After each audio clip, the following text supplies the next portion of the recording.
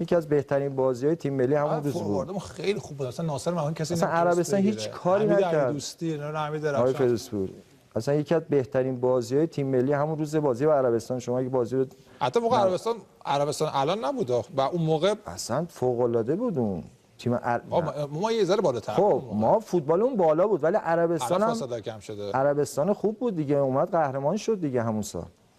عربستان ما چینو که 2-0 بردیم اومد دوم شد. بعد کویت هم ما به پنالتی باختیم باز دوباره 120 دقیقه، بچه‌ها روحیه نداشتن، کویت شد سوم، ما شدیم چهارم. بعد حالا در ادامه بعد میگیم که چه اتفاقی رخ. بعد یکی از موفقیتایی که به همراه تیم ملی داشتی بازی پکن بود دیگه. اونجا به هر حال شما هم اونجا فکر می‌کنید که بازیکن خوبه تیم بود. حالا تیم با علی پروین تورنمنت خوبی رو سپری کرد در پکن. حالا شاید از کره بهتر نبودیم ولی به هر حال تونست به قهرمان بشه. صحبت می‌کنید در مورد اون تیم؟ اونم یکی از بهترین تیم‌ها بود چون یه سری از همون آدمایی که سال 84 جام سنگاپور بودن همونجا اومدن پکن، یعنی ما در کنار هم بودیم. بعدش اومدیم بعد از سنگاپور اومدیم سئول 1986، بعدم اومدیم پکن که سال سوم دیگه قهرمان شدیم. اونم یکی از بهترین تیم‌ها بود چون ما نیمکت قوی داشتیم. یعنی هر کی به قول معروف مربی میذاشش رو نیمکت، یعنی میامد تو زمین دیگه جاشو نمیذاش، به این راحتی نمیذاش کسی بیاد جاشو بگیره. چون یکی از بهترین تیم‌ها به خاطر هر تیمی هم به نظر من هر تیمی خوب که شما میگین خوبه نیمکت قوی باید داشته باشه. چون بازیکنی که مثلا خسته میشه صدمه میبینه جایگزینش باید خوب باشه. یعنی اگر صد اون که تو زمینه اون حداقل باید 80 باشه. من فکر کنم موفقیت همون سال پکنم به خاطر اینکه نیمکت قوی داشتیم و تجربه مربیامون هم تجربه بود که از سال 84 دنبالش بود تا اون سال ما نتیجه گرفتیم. اگه خصوصیتش رو از اون جمله هافبک بوده که همیشه هافبک تکنیکی که گل هم خوب میزد. حالا یه سری تصویر از اون کاری که در زمین انجام میدین. خب موقع فوتبال خیلی پخش نمیشد. یعنی کی بود الگو چجوری بود وضعیتت؟ من خب فوتبالو این گل به وحدت زدی؟ بله با وحدت زدیم. وحدت هم یکی از جزء تیمایی بود که گلبستی‌های تیم‌ها بود. چون اونا هم یه سری بچه‌ها بودن که چند سال دور هم بودن. اینا پاسای خوبی که دادی در این بله سال‌ها. اصلا تاکتیک تیم استقلال اون موقع که میتی اومد هافبک دفاعی، من میادم لب خط ایشون بلند میزد من سانت میکردم، صمد مرفابی گل میزد با عباس سرخا. بعد سال 63 با سعید مراغچیان اختلاف نظر سر بازوبند بود یا نه؟ نه ما یه سری خب ما دوران ما پولی نبود دیگه. اگر این دوستان میدونن که اون موقع بودن یه سری زمینا بود که به کل بچهای ورزشکارا میدادن، زمین شهری میگفتن، سعادت آباد خیلی هم گرفتن و خب اونایی که زن و بچه دار بودن اسمشون داده بودن که یکی از این زمینا رو بهشون بدن. خب ما یه لیستی رو دادیم، سعید خانم کاپیتان تیم ما بود دیگه. خلاص ایشون رفتن پرسپولیس هم گرفتن زمیناشون، مثل که استقلالم گفته بودن بیاین زمیناتون حاضر رو، ایشون رفته بود گرفته بود بعد به ما نگفته بود، یعنی به بچه‌ای که خودش برداشته بود زمین خودش گرفته بود دیگه نیومد به ما بگه. ما بعد 2 ماه 3 ماه یکی از این دوستان که ما تو خیابون داشتیم میرفتیم گفتن بابا فلانی چرا این زمیناتون رو بگیرین. خلاصه ما رفتیم در خونه‌شون و خلاصه ایشون رفتون حکم گرفتن دادم ما دیدیم بله آقای نجیگر، آقای خاکسار تهرانی، بورانزاده، خیلی از بچه‌ای که زمین نگرفتن اسمشون مثلا به قول معروف زمینشون اسمشون در اومده بود.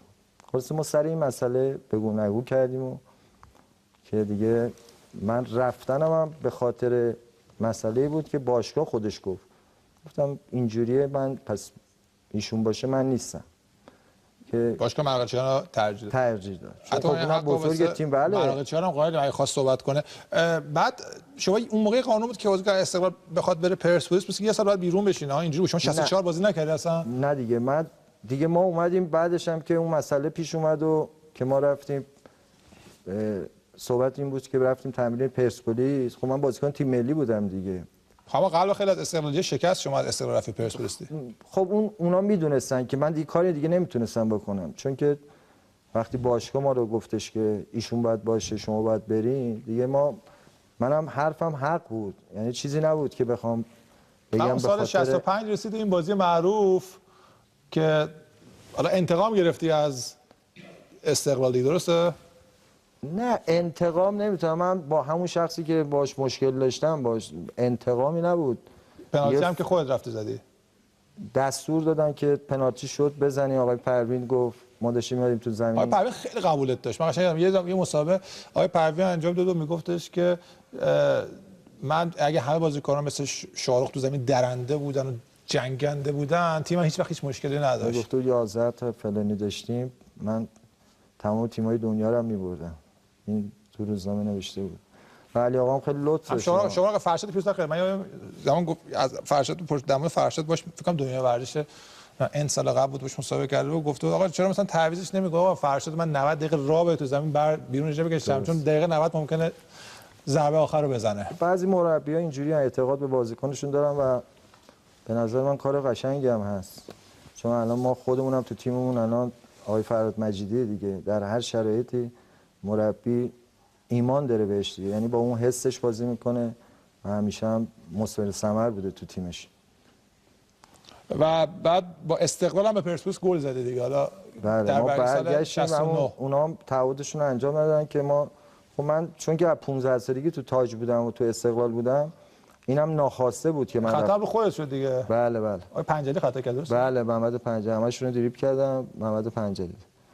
و این گلی که من زدم دیگه آشتی بود که بین یه سری طرفدارا که ناراحت بودن. من خوشحالتم اینجوری بود همیشه. بله دست راست و بالا میومدم طرف استقلالی. بعدا آلن شیرر هم تقریبا همچون خوشحالی داشت. در صورت دیگه ما برگشتیم و این بازی هم واسه من خیلی مهم بود، به خاطر اینکه یه سری از دوستان استقلالیامون که واقعا هم گردن ما همه حق داشتن، به خاطر این دیگه ما اون بازی واسمون خیلی مهم بود. بعد رفتی زمین گرفتی آخر زمینو؟ نه زمین رفتی.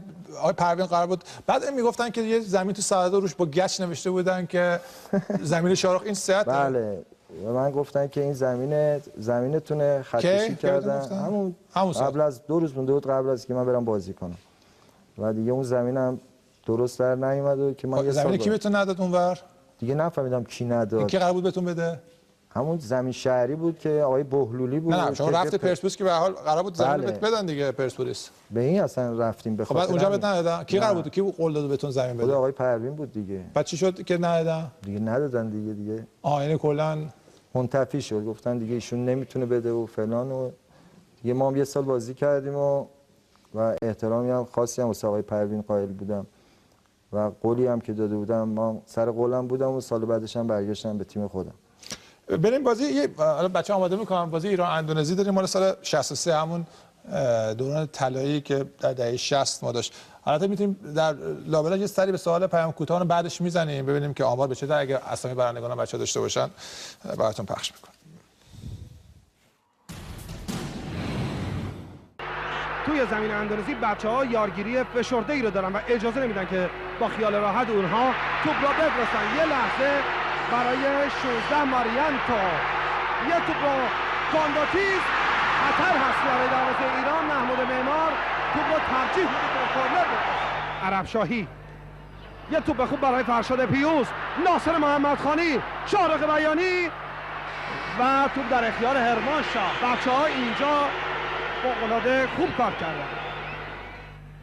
یه سانتر عالی برای ناصر محمدخانی، فرصت برای شاهرخ بیانی، حمید علی دوستی، یه بار دیگه خود شاهرخ بیانی، فرصت برای بچه‌های ما هست و حالا میزنه و هرمان شاه دیگری توپ رو کنترل میکنه. خود عرب شاهی حالا بازی رو باز میکنه برای ناصر محمدخانی، کنار شاهرخ بیانی رو داره که حالا به او میده. شاهرخ مجدد خود ناصر محمدخانی توی 6 قدم. ببینیم ضربه کاشتر و احدی، ناصر محمدخانی و مهدی دینورزاده پشت این ضربه هستند. محمدخانی گل تیم ملی فوتبال ایران از ضربه فوق‌العاده استثنایی ناصر محمدخانی شکل میگیره. دقیقه 78 ایران میشه 1 اندونزی 0.